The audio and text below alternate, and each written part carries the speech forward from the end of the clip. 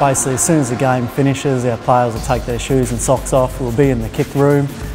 We start walking them around and do some passive mobility, which is walking around, a bit of stretching, walking on their toes, stretching, and then we'll basically do some static stretching for about 5 minutes, which they hold. We put their legs up against the wall, just so the legs are up higher, let the blood flow back to the body and help it get rid of the waste toxins. Then they hop in the ice baths, they hop in the Normatex, which is our self-massage compression units, and they have availability of trainers that give them rubs and massage. And 2 days later we try and get them active again and get them running and moving again as quick as possible, so it just helps dissipate the waste products within the legs.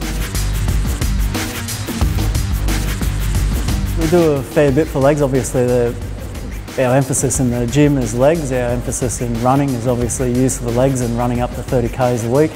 Particularly in the pre-season, so we obviously use I&C for nutrition and use our supplements pre and post training sessions, so they get the nutrients out of the protein and carbs drinks that we have.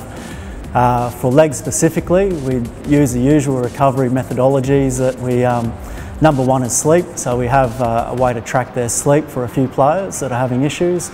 Ice baths, massage, with an emphasis on lower limb. We do a passive recovery, so we keep them active, do stretching. We have Normatex, which is applies compression through air throughout the legs that players sit in during game or post games, and can do it post training or any time within the day as well. They just sit at the club.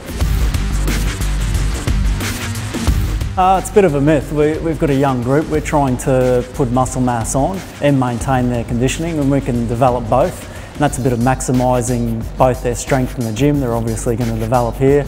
We've got guys that are older in the group that have also hit PBs in the gym. So we're trying to maximise both, and I think we're going quite well on that. It's a little bit about giving them rest when they need it and hitting them hard when we can. Basically, we have our skills conditioning on a Monday, Wednesday and Friday. Our Friday is a lighter session, and then on Saturday we'll do a big hit of conditioning. With the weights, our Tuesday will be weights as a standalone, and then on Wednesday, post the Friday light session, they'll have weights as well. So we try and maximise the most out of both our sessions. So they're getting the most out of the weights, and the conditioning is not impeding on that. Also, on top of that, for a conditioning sense, we also give them boxing, bike sessions, grinders, ellipticals and so forth, apart from running twice a week within that week as well.